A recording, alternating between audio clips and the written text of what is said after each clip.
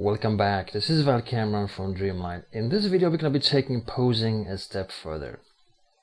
If you haven't watched the previous video, Posing 101, I highly recommend you watch it prior to watching this video. What we're going to do next, we're going to cover two new tools for posing, alright? And then I'm going to show you two cool tricks that will make posing much more easy to handle for you. First of all, I have collapsed some of the windows, so if you are somewhat confused with this layout, don't worry about it.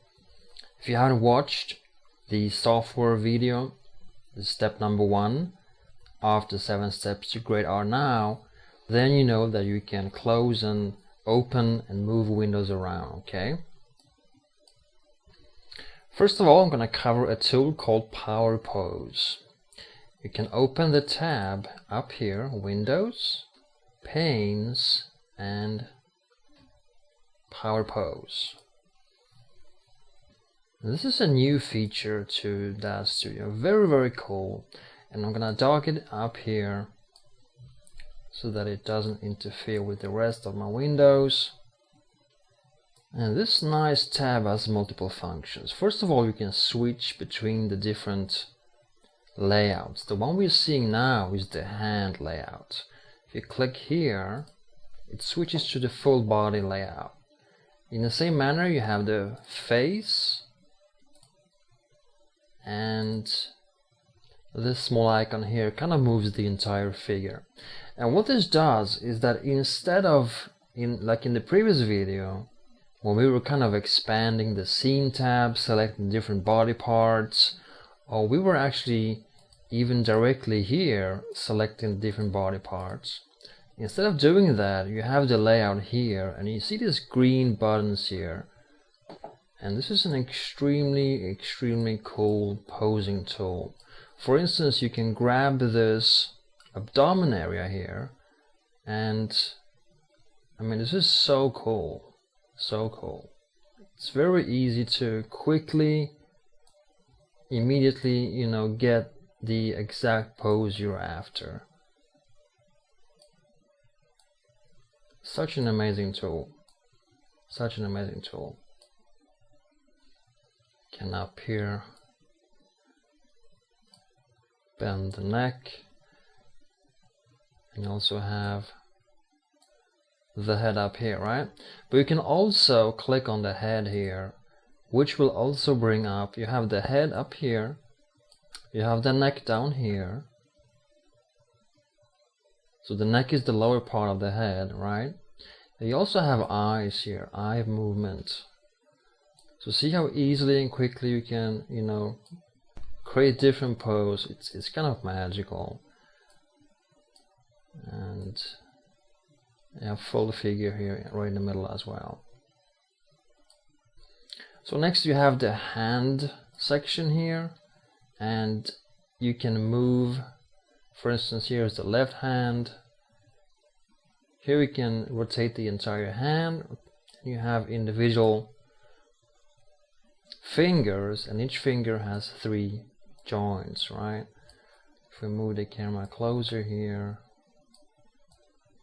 you can see that you have 3 joints, 1, 2, 3 on each of the fingers.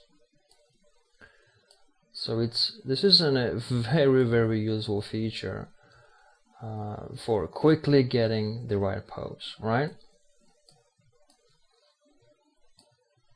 And in the same fashion, of course, we can also play with the legs. So switch to full figure here. You can move and rotate the legs here, the knees, and the feet, right?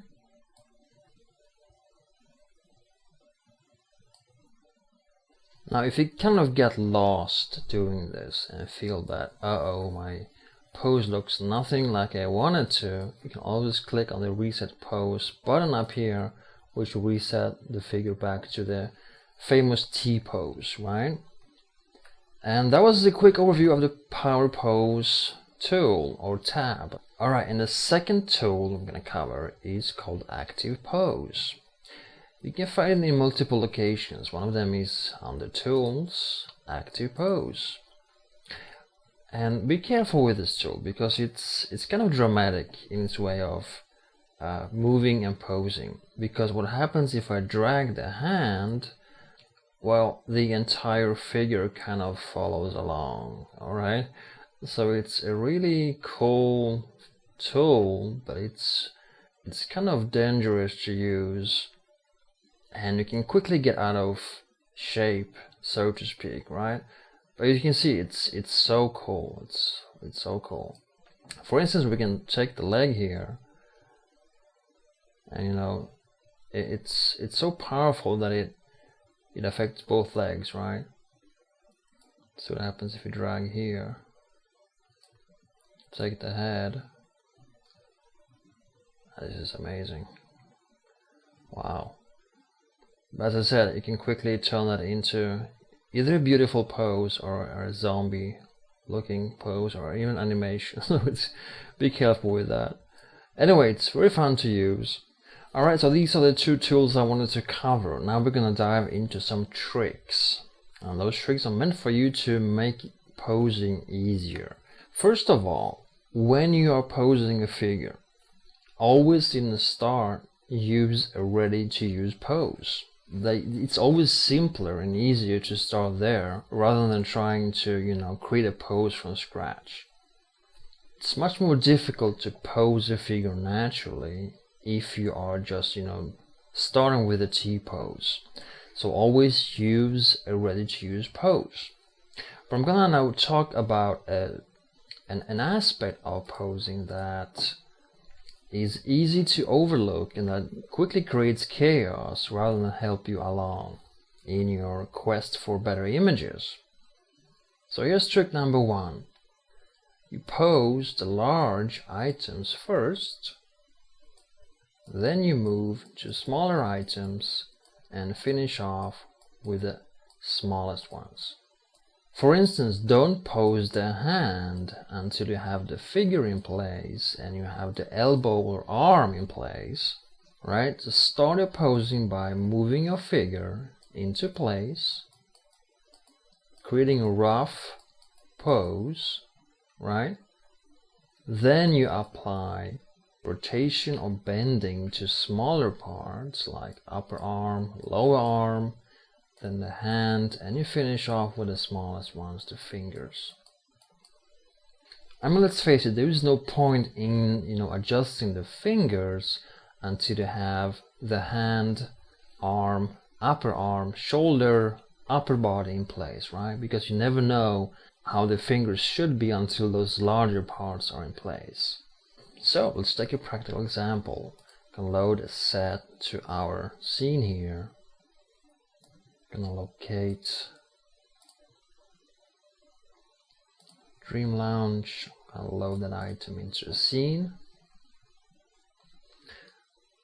Alright, let's suppose we want to have our model sitting on the table. I'm just moving the camera inside here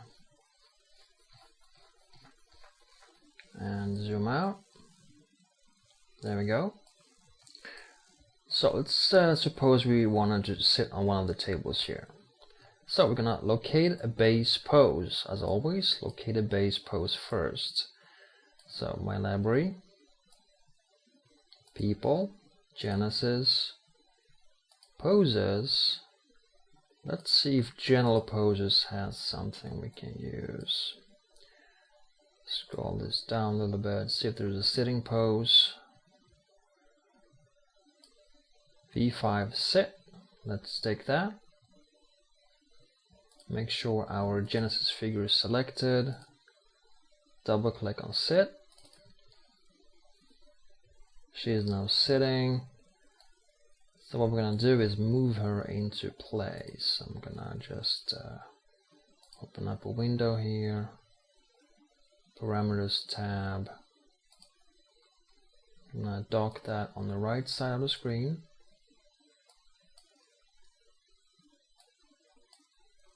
See, I'm constantly moving the windows around.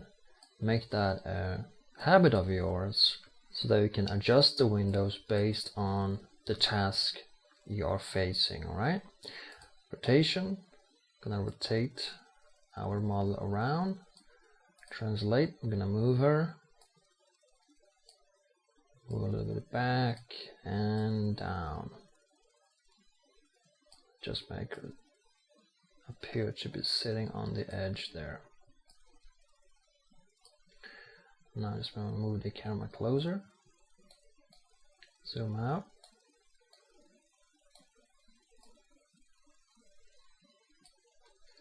This is not the best pose for this particular piece of furniture, so let's go ahead and see if we can find another one. We got several here. We got posed. Let's see if we have something sitting there. We don't. Let's take a look at the pin-up posers. Here is one sitting here. Here's one here. Let's see if there's one more casual sitting. Why not this one? A lot better. More suitable for this particular piece of furniture. Alright, so I'm gonna take the scene tab, select my model, and I'm gonna move her slightly here and rotate her around. There we go. So what we're going to do now is adjust this pose to fit this particular piece of furniture. First of all, we can clearly see that there is a problem with legs. They are kind of disappearing through the floor, right? So I'm going to locate the left thigh, right? And I'm going to adjust it in such a way you can either, move the entire thigh up, or you can also select the sheen here and see if that would help. In that case, pretty good. That's pretty good. And gonna move the camera around here. Same thing here. We just wanna, make sure that the foot is not going through the floor. So we're gonna either rotate the thigh, bend it, or you can force it down quite a bit, but then extend the sheen, right? And just move the camera back a bit. There we go. And kind of colliding with the left foot, but that doesn't really matter. You can extend a little bit more so that it's practically on top of that foot, right? That's a way to do that. Alright, good. And now let's take a look at her left hand, which is this one. You can see that there is a slight mismatch. We have the thumb going through the table. So let's locate the forearm. Let's see if we can manage to kind of move it in a better position this way. And if we cannot, then the rest needs to be done on a finger-to-finger basis, right? So let's move left thumb up a little bit till we get it as much where we want it to be as possible. Then we can expand here, and as I mentioned before, each finger has 3 joints. So thumb 1 is the one closest to the hand, then you have thumb 2, which is kind of in the middle there, and we can continue bending that, or twisting, or side depending on where you are and which joint it is, right? Let's see if we can do this right here as well. There we go, we kind of survived that. Now we can rotate around.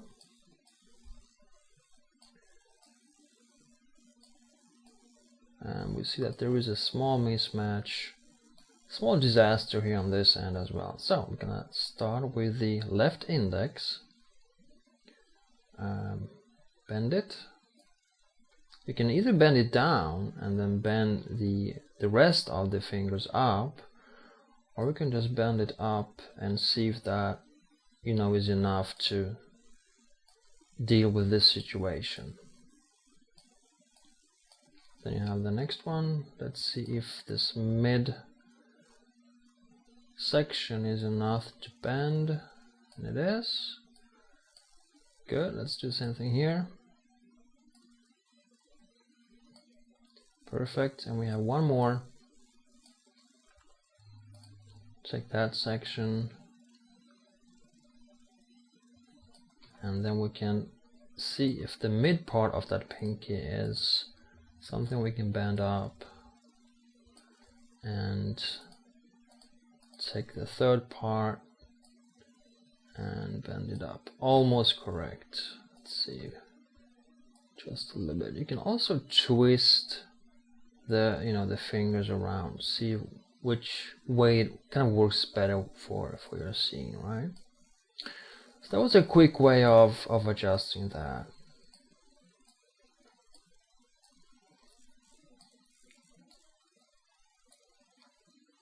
Alright, now let's suppose we want to give her something in her hand. Maybe it's a remote control, maybe it's just a stick, it doesn't really matter.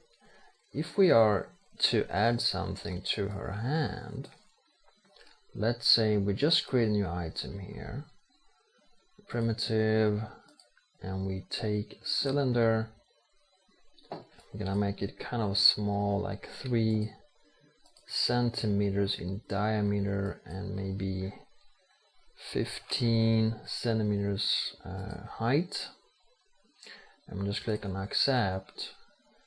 Then we have just created that item, and it's right here in our scene. Now the obvious way of posing this item in her hand is to find it, which is down here, and then move it into place, right? That's the obvious way of doing that. Rotate it, and we can move it, and can also use the translate tool and just simply move it here. That's one way of doing that, right? However, this kind of creates a scenario which is kind of tricky when we move the hand. So if I select the, for instance, forearm, we can go back to Genesis and select left forearm. Sorry, that's the right one, right forearm. And we can actually select the rotation tool. So there what happens is that the item doesn't follow along, right? So we're kind of creating a possible future problem, so to speak. When we move the hand or arm or even the entire Genesis figure, this item, the cylinder we just created, will not follow along. So the way to fix this is to parent that item to her hand. Okay, so what we're gonna do here is locate that item. Here is the right hand. Okay, I'm gonna take that item, and it's down here, cylinder. I'm gonna parent it to her right hand. Just drag and drop and release here. Now it's parented to her right arm. What we're gonna do now is fine tune its position, but already you can see that if I select the right hand and I start moving that hand, the cylinder follows along. It's a much more pleasant way to parent this or position this cylinder. So now that we have a basic connection there, we can just fine tune the position. Can just move it slightly here, the cylinder.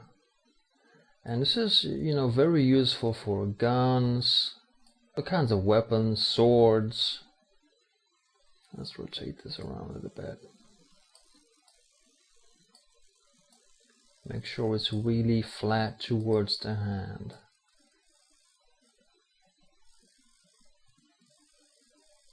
Okay. I'm gonna move it slightly up.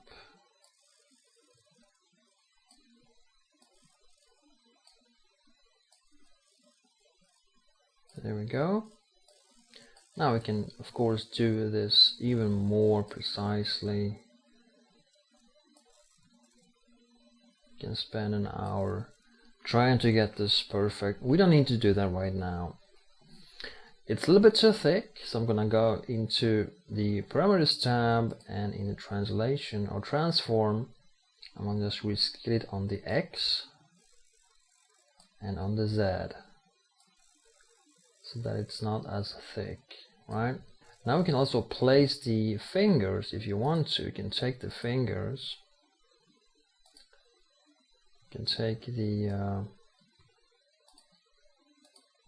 the index, for instance, and you can bend that around our item, right? We can continue and refine this for each section of the index, as we outlined before. You have 3 joints per finger. You can continue and fine-tune this into oblivion, right? Like I said, we don't need to do that right now, and it's actually not really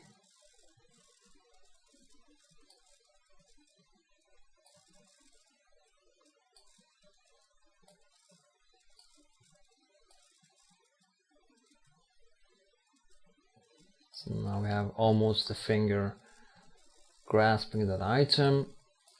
The thing is, you now have a perfect relationship between that cylinder and the hand or entire figure, because when we move the forearm, when we move the entire forearm, the entire thing is perfectly apparent, right?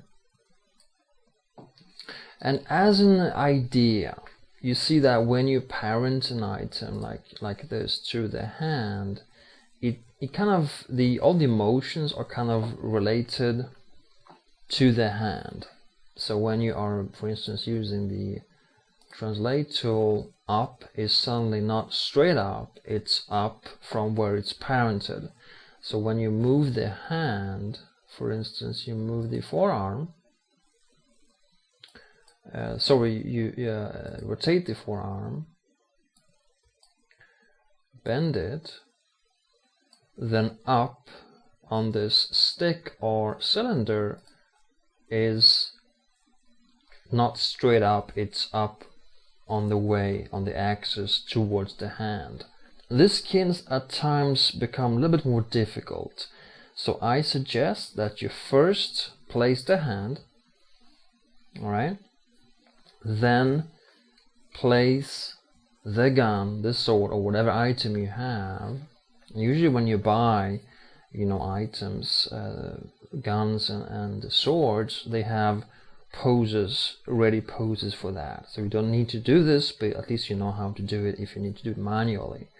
But I suggest before you parent this item, before you parent the cylinder, weapon, or whatever you have, place it first, because then up is up, down is down, left is left, and in and out of the screen is in and out of the screen. Then when you parent it, the relationship kind of changes.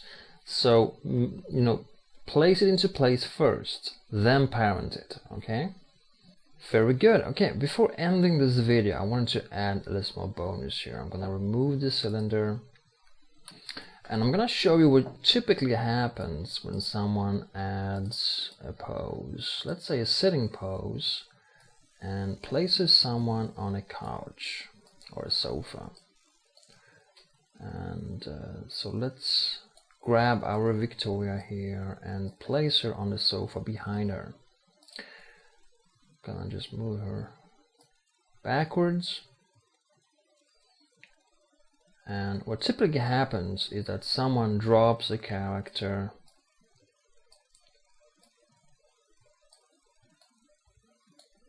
and I'm gonna just move it slightly down, and that someone being, actually most artists in the beginning, tend to look at where the collision occurs. So they kind of look, there is where Victoria touches the sofa, right?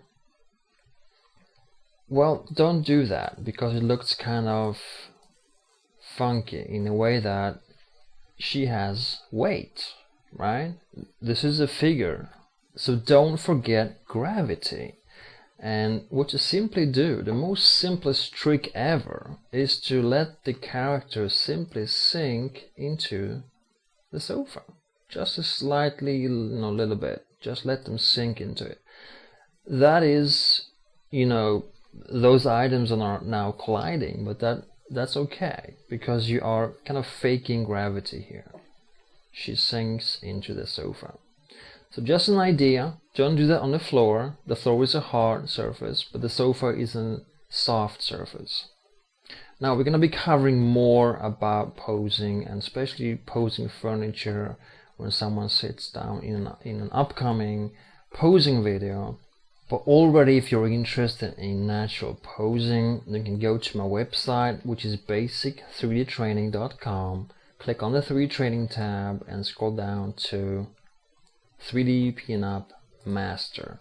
This training specifically focuses on natural poses, and it also covers specific lighting situations for pinup renders and also post-work effects. But really dives into the advanced strategies on getting posing looking natural. Alright, this is it for this video. Thank you for watching, and I'll see you next time.